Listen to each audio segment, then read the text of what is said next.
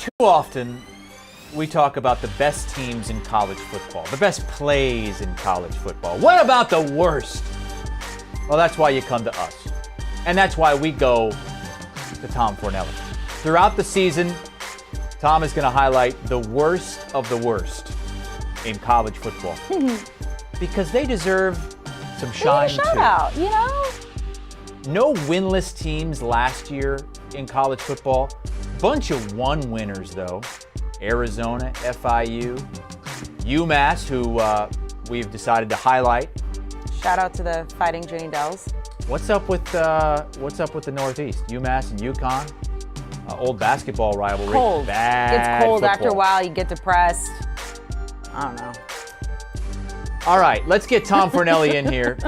Tom is going to join us weekly for his worst 5 teams in college football right now. Tom, just give us an overview of how you go about this, because this isn't like, okay, these are exactly the worst 5 teams in the league. Anybody could end up on this list any given week, right? Oh yeah, it's hard work being bad. So we want to make sure that we reward these teams for being truly terrible. And every week it's going to be a mixture of things. There's going to be performance overall in the season, historic performance, then just maybe the vibes, because some teams have really bad vibes. Maybe they've got a decent record, but they're coming off a horrible week and they deserve to be featured here. Speaking of vibes, New Mexico State coming in with vibes at 5. They've been one of the worst programs, if not the worst, in college football the last 3 or 4 years. They lost to Nevada in week 0, so already off to a great start. Yeah, this is a program that they've got it rough. Like, let's be honest with the Aggies. They're the second best team in their own state behind New Mexico, and it's not as if the state of New Mexico is a haven of football talent. And then you add the fact that at least New Mexico is in a conference. New Mexico State's out here living that independent life, which means it's taking paychecks to get beat by bigger schools every week, and that has been what's been happening. They lost last week, as you mentioned, in Nevada, but since 2019, they are 5-22. They've only won more than 3 games in a season once in the last decade, and you mentioned that loss to Nevada.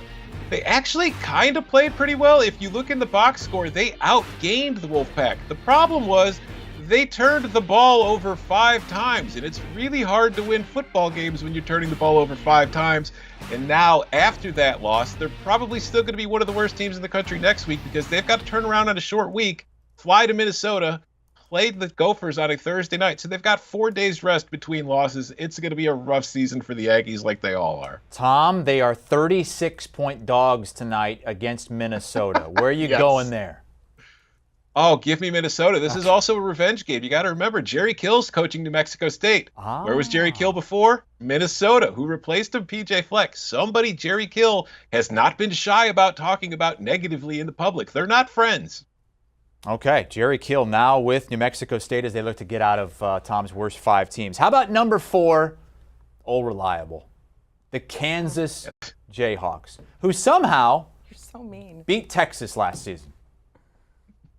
That's all Kansas is capable of doing in football, is just beating Texas once in a while. This is an easy choice. Anytime you're going to come up with a list of the worst college football teams, you could pretty much count on Kansas. They're going to be there. It's hard to expect them to be good. And if you look at their record over the last few years, since 2010, Kansas is 23-118. I'm going to repeat that again. 23-118. In that same time span, they've gone 7-99 in conference games, and I think 5 of those 7 wins have come against Texas. We're talking about a program that has not been to a bowl game since the 2008 Inside Bowl, which no longer exists, and that was 6 coaches ago. They have not had a winning conference record since the 2007 season, when Mark Mangino somehow got the Kansas Jayhawks to the Orange Bowl. That seems like it was 100 years ago at this point, but it did happen. The Jayhawks, I like Lance Leipold. I think he's got this program going in the right direction. The problem is he's in a very big hole that he's got to get them out of, and it's going to take him a while to get there. Amanda is reminding us of last season's game against Oklahoma, where there was nobody in the stadium. Nobody bought tickets, and Kansas was in the game, leading late. So they said, get on in here. Everybody, come in for free. We'll let you in. We need some crowd noise. They came in just in time to see Oklahoma come back and win. All right, the number 3 team in Tom Fornelli's worst 5, the UMass Minutemen. Over-under of 2.5 wins this season. Juiced to the over juiced to the over, yes, because they've only won 2 games since the start of the 19 season, pre-COVID. Yeah, this is a team that's near and dear to my heart because during the season I do write a column on CBSSports.com called The Bottom 25, which is a much more scientific ranking than these. And UMass has won the Bottom 25 title in 2 of the last 3 seasons. They are the defending champions coming in off of their title last year, and I expect them to continue this year with their current pace because, as the great rapper Missy Elliott once said, break me off and show me what you got, but don't ever bet on the UMass Minutemen. This is a team that is 2-26, as you said, since 2019, and the 2 wins have come against Akron and UConn, 2 teams who we'll probably be talking about in this segment as the season goes along. They've got a new coach in Don Brown who has a great career as a defensive coordinator and head coach. He was the head coach at UMass in his past. Problem is, in the last few years, Don Brown was let go at Michigan because his defense showed time and time and again that it could not stop Ohio State. So Don Brown went to Arizona last year, was the defensive coordinator there for a team that won 1 game all season. So there hasn't been a lot of success following Don Brown around these days. I don't think he's going to find much more at UMass either. It's going to be a long season for the Minutemen.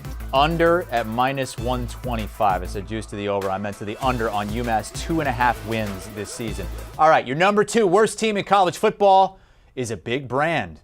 A brand that has been down for about 20 years. The Nebraska Cornhuskers sure did it again in week 0, didn't they? Oh, you remember like a week ago when everybody was super excited that this was going to be the year that Nebraska finally got things figured out and got its act together? They had a new quarterback in Casey Thompson, a new offensive coordinator in Mark Whipple, and they were flying across the Atlantic Ocean to play a Northwestern team that won only 3 games last year and was the last team that Nebraska managed to beat. Well, they started the new year the same way they ended the last one. They lost in a close game in which they were their own worst enemy. They have now lost 9 straight one-score games. They are 5-21 in one-score games under Scott Frost. And just to give you a little glimpse at how things are going under Scott Frost, the savior, the coach who went 12-0 at UCF, who was going to return home and bring Nebraska to the heights. He replaced Mike Riley, who went 19-19 in 3 seasons, and that was not good enough for the Cornhuskers. He is 15-30 since returning to Nebraska, including a 10-26 record in the Big Ten as he started his 5th season.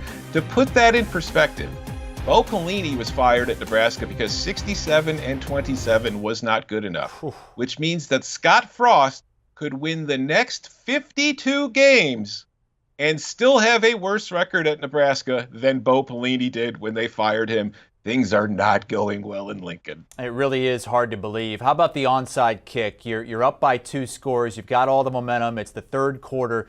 Where does this rank among the worst coaching calls you've seen? Oh, it's definitely one of them, and it's one of the worst ones at Nebraska in the last few years. I think Scott just got super excited because last year Nebraska's special teams killed it, and they didn't have a special teams coordinator. This year they got one, and I think he wanted to show him off, and it kind of blew up in their face.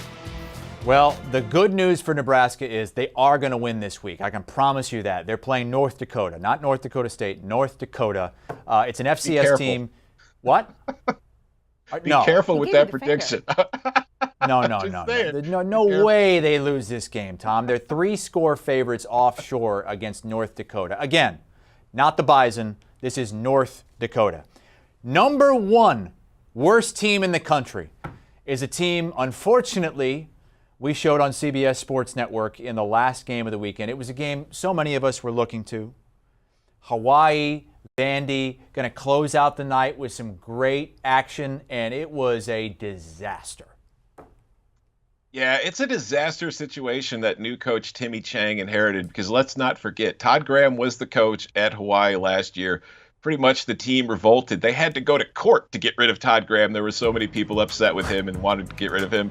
And this is a team that lost a lot of players to the transfer portal because of it. They are in a tough situation, but all that aside, They gave up 63 points to Vanderbilt. I don't care what kind of situation you're in. You shouldn't be giving up 63 points to Vanderbilt. And I say that as somebody whose former Cover 3 co-host is a member of the Vanderbilt staff, General Manager Barton Simmons. I love the Commodores. I love what they're doing. But it's the first time Vandy has scored more than 50 points in a game since 2013 against UAB.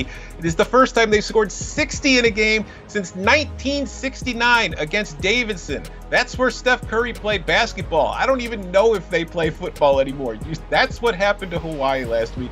You cannot give up 60 points to the Vanderbilt Commodores and not think you're going to not be number one on this list. Hawaii, the first team that I can remember that has made Vanderbilt look like they're an SEC team, which they often are not, even though they are. Tom Fornelli here with the worst 5 teams in college football going into week 1. Looking forward to this segment all throughout the season on CBS Sports HQ. Cover 3 podcast. You can hear from Tom and many others there. The latest episode, Urban Meyer and Nebraska.